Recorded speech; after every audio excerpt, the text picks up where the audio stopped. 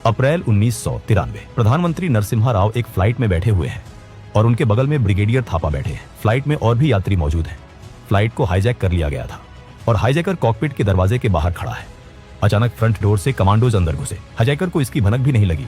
उस वक्त वो कॉकपिट के अंदर जाने के लिए दरवाजा खोलने जा रहा था। तभी पीछे से एक कमांडो ने आकर उसकी बाजुओं और गले को पकड़कर उसे जकड़ लिया और घुमा दिया। उसी पल दूसरा कमांडो आगे आता है और हाईजैकर के माथे पर बंदूक तान देता है। ये देखकर प्रधानमंत्री हैरान रह गए। ये था ऑपरेशन अश्वमेध। 24 अप्रैल 1993। ये वो समय था जब भारत एक बहुत ही नाजुक दौर से गुजर रहा था। अभी बमुश्किल 6 हफ्ते ही हुए थे जब 12 मार्च 1993 को मुंबई में सीरियल बम धमाके हुए थे। उन धमाकों ने पूरे देश को हिलाकर रख दिया था। सुरक्षा एजेंसियां, चाहे वो आईबी हो या रॉ, सब हाई अलर्ट पर थी। पंजाब में आतंकवाद अपनी आखिरी सांसें गिन रहा था, लेकिन कश्मीर में हालात बिगड़ रहे थे।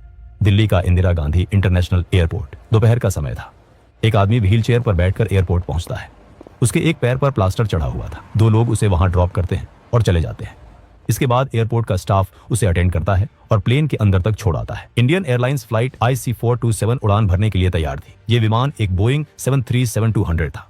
इस फ्लाइट में कुल 141 लोग सवार थे। इनमें 135 यात्री थे और 6 क्रू मेंबर्स। यात्रियों में बच्चे, बूढ़े और पर्यटक शामिल थे जो कश्मीर की वादियों में छुट्टियां मनाने जा रहे थे। उन्हें क्या पता था कि अगले कुछ घंटे उनकी जिंदगी के सबसे खौफनाक घंटे बनने वाले हैं। दोपहर के 1:57 पर फ्लाइट ने दिल्ली से श्रीनगर के लिए उड़ान भरी। सब कुछ सामान्य था। एयर होस्टेस खाना सर्व कर रही थी। लोग आपस में बातें कर रहे थे। करीब 45 मिनट तक सब कुछ ठीक चला, लेकिन प्लेन के अंदर वो व्हील चेयर वाला शख्स सामान्य नहीं था। उसका नाम था मोहम्मद यूसुफ शाह। वो हिजबुल मुजाहिदीन का एक आतंकवादी था। 90 के दशक में एयरपोर्ट की सिक्योरिटी आज जैसी सख्त नहीं थी। मेटल डिटेक्टर तो थे, लेकिन विकलांगों या घायलों की चेकिंग में थोड़ी नरमी बरती जाती थी। इसी का फायदा उठाकर उसने उस प्लास्टर के अंदर 2 9 मिलीमीटर की पिस्तौल और एक हैंड ग्रेनेड छिपा रखा था। प्लेन में चढ़ते ही यूसुफ बड़ी चालाकी से एक चाल चलता है। वो एयर होस्टेस से रिक्वेस्ट करता है कि मैम, मेरे पैर में प्लास्टर है तो मुझे टॉयलेट के पास वाली आगे की सीट दे दीजिए ताकि मुझे चलने में दिक्कत ना हो। एयर होस्टेस उसकी मजबूरी समझकर मान जाती है, लेकिन वो ये नहीं जानती थी कि उसने यूसुफ को अनजाने में कॉकपिट के बिल्कुल नजदीक बैठा दिया है। फ्लाइट पंजाब के ऊपर से गुजर रही थी। मौका मिलते ही यूसुफ टॉयलेट में घुस जाता है। दरवाजा बंद करते ही वो अपने पैर पर लगा प्लास्टर निकालना शुरू करता है और फिर उस प्लास्टर के अंदर से 2 पिस्तौल और एक हैंड ग्रेनेड बाहर निकालता है। फिर बाहर आकर उसने जोर से चिल्लाकर कहा, यह प्लेन हाईजैक हो चुका है। उसने खुद को सैयद सलाउद्दीन बताया। अपना रुतबा बढ़ाने के लिए उसने हिजबुल के चीफ का नाम इस्तेमाल किया। वो कॉकपिट की तरफ बढ़ा और पायलट BN रेड्डी के सिर पर बंदूक तान दी। उसकी डिमांड साफ थी, प्लेन को अफगानिस्तान के काबुल ले चलो। कैप्टन रेड्डी ने बहुत समझदारी से काम लिया। उन्होंने उसे समझाया कि ये एक डोमेस्टिक फ्लाइट है, इसमें इतना फ्यूल नहीं है कि हम काबुल तक जा सके। हमें रिफ्यूलिंग के लिए कहीं उतरना होगा। हाईजैकर ने नक्शा देखा। सबसे नजदीकी और दोस्त मुल्क उसे पाकिस्तान लगा। उसने हुक्म दिया, लाहौर चलो। जैसे ही प्लेन ने लाहौर की तरफ रुख किया, एक बहुत ही दिलचस्प डिप्लोमेटिक गेम शुरू हुआ। पायलट ने लाहौर एयर ट्रैफिक कंट्रोल से संपर्क किया और लैंडिंग की इजाजत मांगी, लेकिन पाकिस्तान ने साफ मना कर दिया। उन्होंने कहा, हम इस प्लेन को अपनी जमीन पर उतरने नहीं देंगे। पाकिस्तान ने रनवे पे गाड़ियां पार्क कर उसे ब्लॉक कर दिया। असल में 1993 में पाकिस्तान पर अमेरिका का बहुत भारी दबाव था। अमेरिका पाकिस्तान को टेररिस्ट स्टेट घोषित करने की कगार पर था। नवाज शरीफ की सरकार ये जोखिम नहीं उठाना चाहती थी कि एक हाईजैक प्लेन उनकी जमीन पर आए और दुनिया को लगे कि पाकिस्तान आतंकवादियों की मदद कर रहा है। ये भारत के लिए पहली रणनीतिक जीत थी, भले ही वो अनजाने में हुई हो, क्योंकि प्लेन को अब वापस भारत आना ही था। फ्यूल खत्म हो रहा था। कैप्टन रेड्डी ने हाईजैकर को बताया कि अब हमारे पास सिर्फ एक ही विकल्प है, अमृतसर का राजा सांसी एयरपोर्ट में लैंड करना। हाईजैकर के पास कोई चारा नहीं था। वो मान गया और यही उसकी सबसे बड़ी गलती साबित हुई, क्योंकि अमृतसर पंजाब पुलिस के शेर KPS गिल का इलाका था। दोपहर के 3:20 पर फ्लाइट IC427 अमृतसर के राजा सांसी एयरपोर्ट पर लैंड हुई। दिल्ली में क्राइसिस मैनेजमेंट ग्रुप की इमरजेंसी बैठक शुरू हो चुकी थी। उस समय प्रधानमंत्री थे PV नरसिम्हा राव।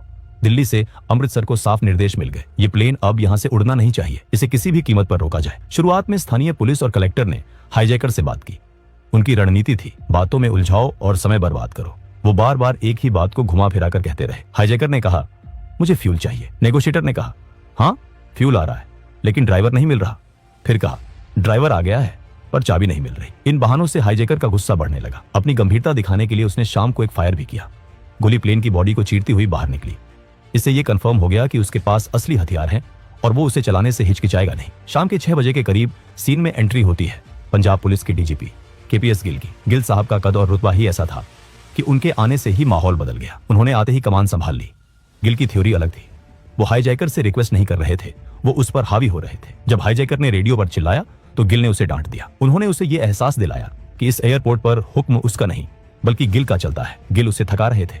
वो चाहते थे कि हाईजैकर इतना थक जाए और चिढ़ जाए कि उसकी सोचने समझने की शक्ति कम हो जाए। गिल ने जब हाईजैकर से बातचीत की और पूछा, तुम्हारी मांग क्या है, तो सामने से जवाब आया, मेरी अभी कोई मांग नहीं है, बस फ्लाइट में फ्यूल भरवा दीजिए, मुझे काबुल जाना है, काबुल पहुंचकर ही मैं अपनी असली मांग बताऊंगा। इसी बीच दिल्ली से भारत का सबसे घातक हथियार अमृतसर के लिए रवाना हो चुका था। एनएसजी यानी नेशनल सिक्योरिटी गार्ड, इन्हें हम ब्लैक कैट्स भी कहते हैं। एनएसजी के अंदर एक खास यूनिट होती है 52 SAG यानी स्पेशल एक्शन ग्रुप। ये यूनिट सिर्फ और सिर्फ हाईजैकिंग जैसी स्थितियों से निपटने के लिए बनी है। इस ग्रुप के कमांडोज को हवाई जहाज के चप्पे चप्पे की जानकारी होती है। एनएसजी की टीम, जिसका नेतृत्व ब्रिगेडियर CB थापा कर रहे थे, एक विशेष विमान से आदमपुर और फिर वहां से हेलीकॉप्टर के जरिए अमृतसर पहुंची। शाम के 5 बजे एयरपोर्ट पर पहुंचते ही ब्रिगेडियर थापा और KPS गिल ने मिलकर प्लान बनाया। ब्रिगेडियर थापा ने देखा कि पंजाब पुलिस की गाड़ियों ने प्लेन को चारों तरफ से घेर रखा था, इसलिए उन्होंने सबसे पहले KPS गिल से कहा कि इन गाड़ियों को वहां से हटाया जाए, क्योंकि अगर हाईजैकर घबरा जाता तो कोई बड़ा नुकसान हो सकता था। उन्होंने तय किया कि वो ऑपरेशन रात को किया जाएगा और एक साथ कई दरवाजों से प्लेन में घुसेंगे ताकि हाईजैकर को संभालने का मौका ही ना मिले।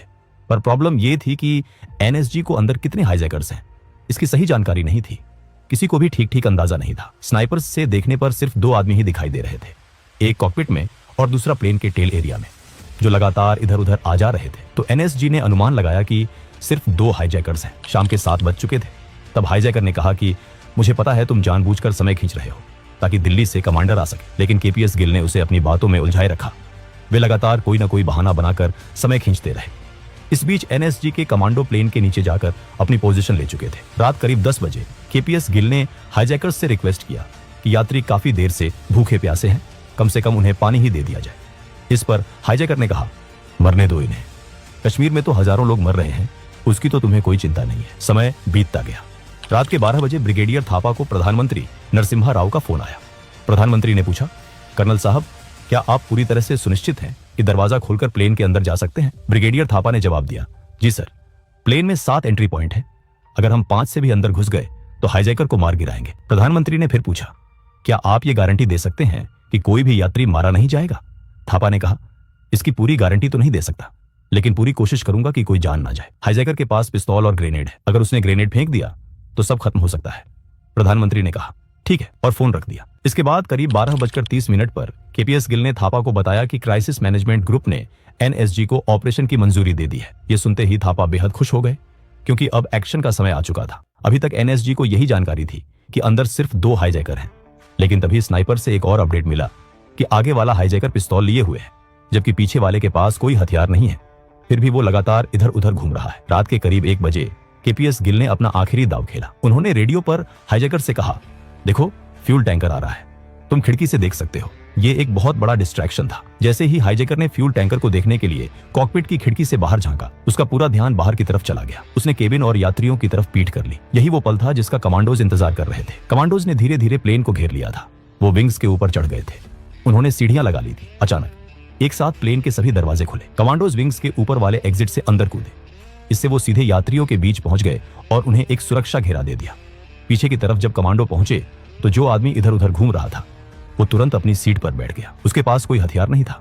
दरअसल वो एक कश्मीरी यात्री ही था, जिसे हाईजैकर ने डराकर इधर उधर चलते रहने को कहा था। वहीं बाहर स्नाइपर लगातार हाईजैकर की मूवमेंट का अपडेट कमांडोज को दे रहे थे। स्नाइपर ने जैसे ही देखा कि हाईजैकर कॉकपिट की ओर जा रहा है और उसका पीठ दरवाजे की तरफ है, तुरंत ये बात कमांडोज को बताया गया। उसी वक्त फ्रंट डोर से भी कमांडोज अंदर घुसे। हाईजैकर को इसकी भनक भी नहीं लगी। उस वक्त वो कॉकपिट के अंदर जाने के लिए दरवाजा खोलने जा रहा था। तभी पीछे से एक कमांडो ने आकर उसकी बाजुओं और गले को पकड़कर उसे जकड़ लिया और घुमा दिया। उसी पल दूसरा कमांडो आगे आया और बेहद करीब से अपनी साइलेंस्ड पिस्तौल से उसके सिर में गोली मार दी। हाईजैकर वहीं ढेर हो गया। उसने अपना ग्रेनेड इस्तेमाल करने की कोशिश की थी, लेकिन उसे पिन खींचने का वक्त ही नहीं मिला। Target neutralised. रेडियो पर मैसेज गया। पूरा ऑपरेशन दरवाजा खुलने से लेकर हाईजैकर के मारे जाने तक सिर्फ 3 मिनट के अंदर खत्म हो गया। सभी 141 यात्री सुरक्षित थे। किसी भी कमांडो को खरोंच तक नहीं आई। ऑपरेशन पूरा होने के बाद प्रधानमंत्री नरसिम्हा राव ने ब्रिगेडियर थापा को फोन किया और कहा, मैंने तो कुछ देर पहले ही ऑपरेशन की मंजूरी दी थी, फिर ये इतनी जल्दी कैसे हो गया? इस पर थापा साहब बस मुस्कुराए और बोले, सर, यही ब्लैक कैट्स का कमाल है। लेकिन प्रधानमंत्री को यकीन ही नहीं हो रहा था। उन्हें लगा कि शायद ऑपरेशन उनकी मंजूरी से पहले ही कर दिया गया होगा। तब ब्रिगेडियर थापा ने प्रधानमंत्री से रिक्वेस्ट किया कि वो एक मॉक ड्रिल देखकर खुद समझ लें कि ऑपरेशन कैसे हुआ था। प्रधानमंत्री इसके लिए मान गए। पालम में ये मॉक ड्रिल रखी गई और इसके लिए रात का ही समय चुना गया। प्रधानमंत्री खुद फ्लाइट के अंदर बैठे थे और उनके बगल में ब्रिगेडियर थापा बैठे थे।